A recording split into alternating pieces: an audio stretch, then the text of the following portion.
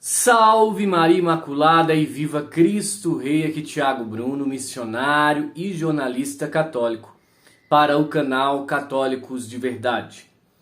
Chegou até mim uma publicação da Arquidiocese de Vitória criticando os influenciadores católicos e eu fiquei triste, porque nós estamos lutando para uma conscientização dos católicos a respeito do ensinamento da igreja. Nós em nenhum momento trazemos denúncias para ganhar likes, não. Nós trazemos as situações e sempre ensinamos o que a igreja ensina a respeito de tais situações. Então eu quero colocar aqui a publicação da Arquidiocese de Vitória. Vocês podem tecer suas opiniões depois. Provavelmente no meio eu devo falar alguma outra coisa, porém eu vou evitar falar muito. Eu só vou contrapor quando for necessário. Olha o artigo da Arquidiocese de Vitória, a imagem aqui.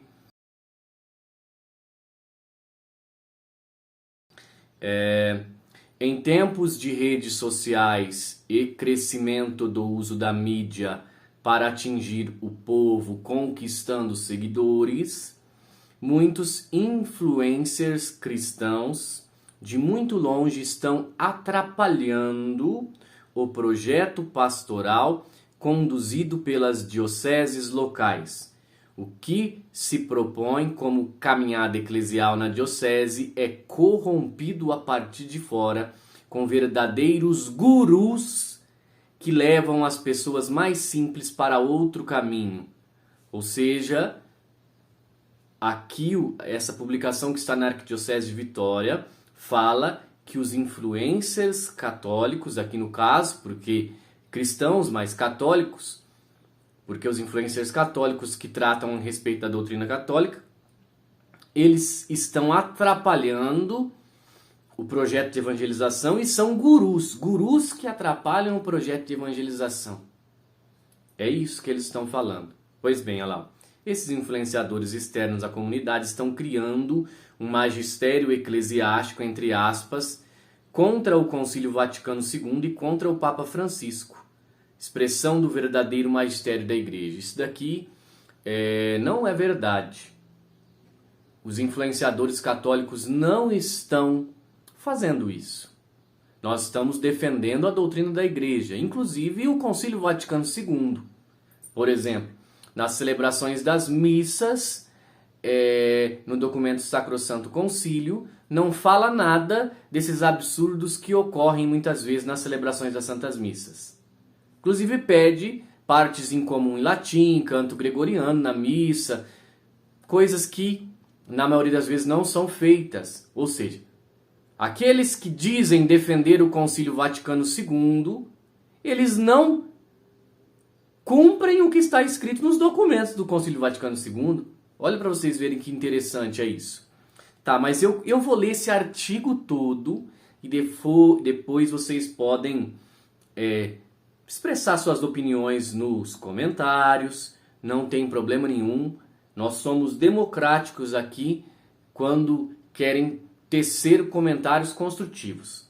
Nós só não temos muita democracia quando querem fazer comentários que são desrespeitosos. O nome do artigo é Riscos do Crescimento Tradicionalista. Riscos do crescimento tradicionalista. Desde quando na igreja o crescimento da tradição é algo ruim? Porque quando a gente entende tradição, quer dizer salvaguardar tudo o que foi ensinado. Quando existe uma tradição, que é uma cultura do povo, é algo que tratam como uma coisa boa, não como uma coisa ruim. Então agora a tradição se tornou algo ruim, a tradição católica, a moral católica se tornou algo ruim. Mudou? Que eu saiba, não. Mas vamos lá. 21 de setembro de 2023.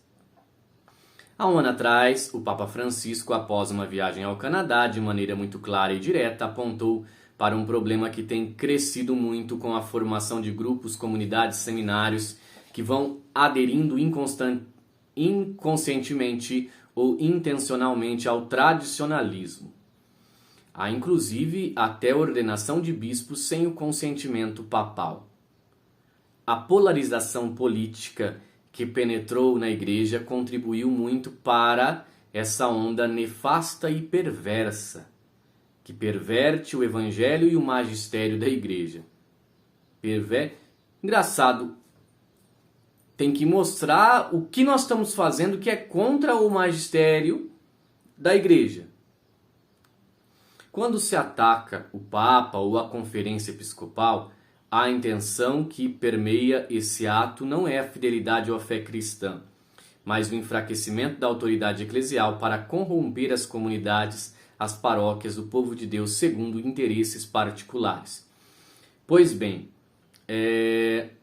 quando sim tecemos críticas à CNBB, é porque a linguagem usada é claramente da teologia da libertação e muitas vezes a CNBB tem agido de forma política, tá? Ponto. Quando a CNBB age de forma igreja, nós não criticamos. Por exemplo, a CNBB agora está com uma ampla campanha a favor da vida, a favor dos nascituros. Nós apoiamos. Isso é uma coisa boa, tá? Então aí nós provamos que esse discurso aqui não é verdadeiro. Mas vamos lá. Em tempos de redes sociais e crescimento do uso da mídia para atingir o povo conquistando seguidores, muitos influencers cristãos de muito longe estão atrapalhando o projeto pastoral conduzido pelas dioceses locais. Em conversas com alguns padres que foram alunos meus, eles confessaram que tem hora que dá vontade de desistir. O que se propõe como uma caminhada eclesial na diocese é corrompido a partir de fora, com verdadeiros gurus, entre aspas, que levam as pessoas mais simples para o outro caminho. Esses influenciadores externos à comunidade estão criando um magistério eclesiástico contra o Concílio Vaticano II e contra o Papa Francisco, expressão do verdadeiro magistério da igreja. Na hora da campanha da fraternidade, eles vão aparecer com muita pregação contrária. Ponto. Isso aqui não é verdade. Não é verdade. Ninguém está criando um magistério novo. Nós estamos ensinando o magistério da igreja. Ninguém está sendo contrário ao Concílio Vaticano II. Aliás, muitas vezes nós queremos que o Concílio Vaticano, por exemplo, no Novo Ordos, na Missa Nova, nós queremos que o Concílio Vaticano II seja aplicado. O que muitas vezes não ocorre. Tá? Aqui nós não criticamos o Papa, a não ser quando o Papa falou que Lula e Dilma estavam com mãos limpas, que nós sabemos também não é verdade. Então é assim, não existe crítica ao Papa quando ele fala como ex-cátedra. É o que diz o próprio artigo de Dom Atanásio Schneider que nós trouxemos ontem aqui no canal. Não. Agora, quando há opiniões pessoais, ainda em questão política, que às vezes o Papa está sem todo o conhecimento, vamos dizer assim, do que ocorreu, nós temos o direito de criticar, tá?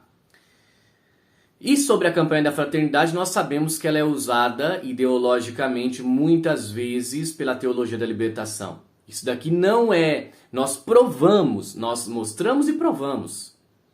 Nós mostramos e provamos. Essa é a verdade. Muitas vezes esses gurus, pouco ou nenhum compromisso eclesial de caminhada sinodal possuem.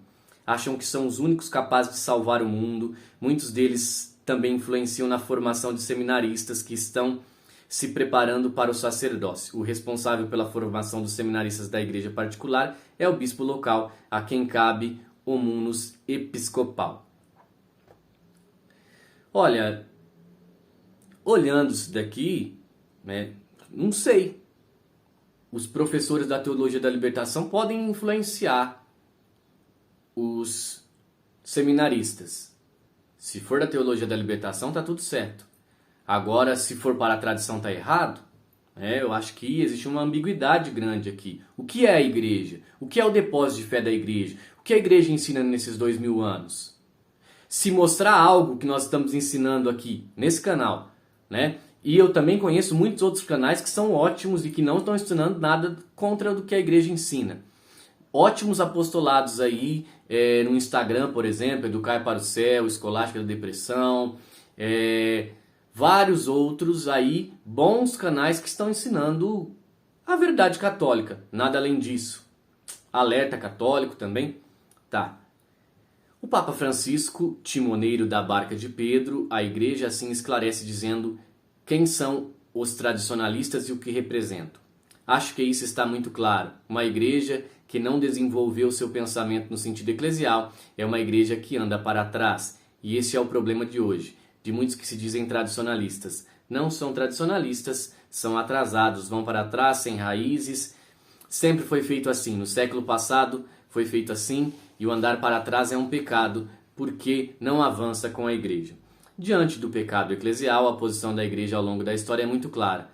Assim, quando o arcebispo tradicionalista Marcel Lefebvre, em 1988, ordenou 4 bispos sem consentimento do Papa, imediatamente foi excomungado. Não se trata de uma medida autoritária, como muitos podem pensar. Trata-se da incapacidade de alguém que não consegue caminhar junto enquanto o povo de Deus logo caminha fora da igreja. O arcebispo acima citado não aceitou o Concílio Vaticano II, assim como tantos outros ministros ordenados também não aceitam ou proferem ensinamentos contrários ao que está aprovado em evento eclesial. Alguns até pregam a necessidade de um novo concílio. Como? Não se brinca com essas ideias nefastas e diabólicas que querem afundar a barca de Pedro. Papa Paulo VI disse que o Concílio Vaticano II não era dogmático, não era uma verdade de fé, mas sim pastoral, né? Então, o que isso quer dizer? Que os documentos do Concílio Vaticano II não são dogmas. E outra, sobre Lefebvre, o que aconteceu foi que no pontificado do Papa Bento XVI houve a aproximação e a volta da comunhão. Então, os lefevrianos, vamos dizer assim, eles estão em comunhão novamente com a igreja, eles não estão excomungados. As excomunhões foram revertidas pelo Papa Bento XVI. Quando os primeiros cristãos se defrontaram com a questão da circuncisão, das pessoas convertidas fora da Palestina, Pedro imediatamente convocou o grupo que estava trabalhando com São Paulo e o grupo que estava em Jerusalém e todos os demais apóstolos. O texto bíblico de Atos mostra até que ponto havia um risco de divisão na igreja, da igreja nascente, pois se pregava abertamente que aqueles que não forem circuncidados, conforme o costume ensinado por Moisés, não poderão ser salvos. Os tradicionalistas sempre se apegam ao passado, ao que interessa do Antigo Testamento, a Igreja pré-Vaticano II, e nisso vão resistir a mudar, a caminhar para a frente de maneira sinodal.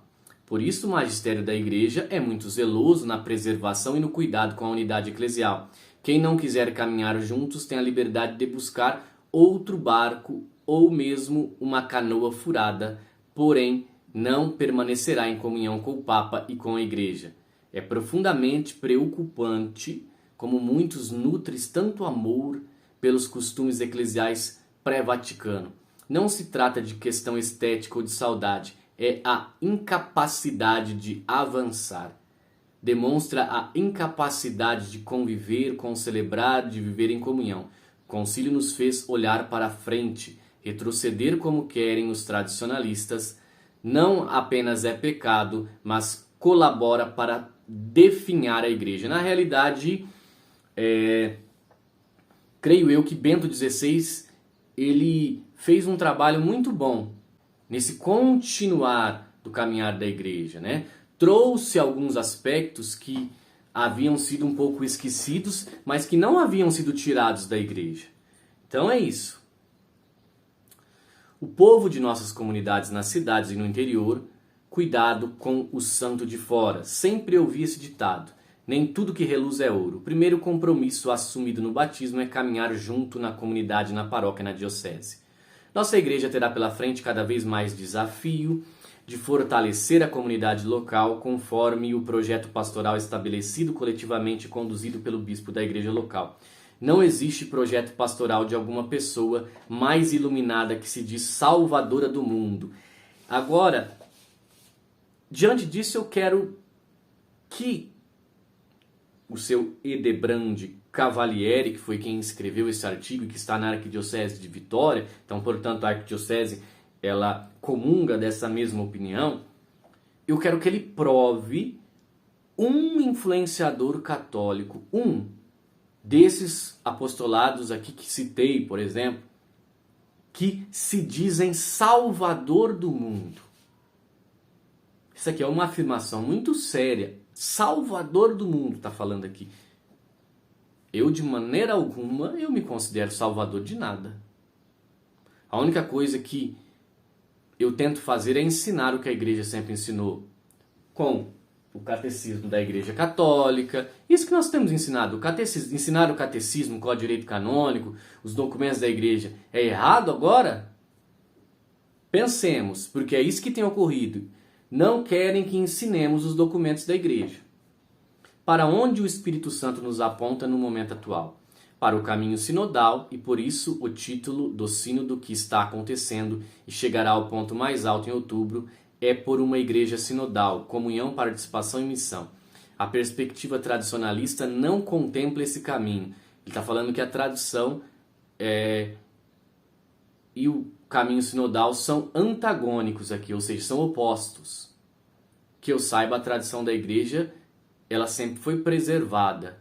Eu nunca vi um papa que não preserva a tradição. O depósito da fé, ele tem que se manter intacto. É isso que os papas sempre ensinaram. A perspectiva tradicional ao contrário, nega e renega. Esse caminho deve ser feito por cada comunidade, cada capelinha do interior que reza aos domingos, ao seu modo ainda, cada paróquia, cada diocese, todos juntos. Uma igreja em saída não é aquela que se eleva um desbravador corajoso e vai abrindo o caminho. A missão decorre da comunhão e da participação. Edebrand Cavalieri. Esse artigo está ali na Arquidiocese de Vitória. Bom, meus irmãos, eu acho que eu comentei bastante a respeito no meio ali do vídeo, mas tendo escutado o que eu falei do artigo aí, vocês podem tecer os seus comentários, né? Tecem aí, vamos ver. Eu acho que o que está escrito aí não corresponde ao que os influenciadores estão fazendo. Tampouco ao que a igreja sempre ensinou. Salve Maria e viva Cristo Rei!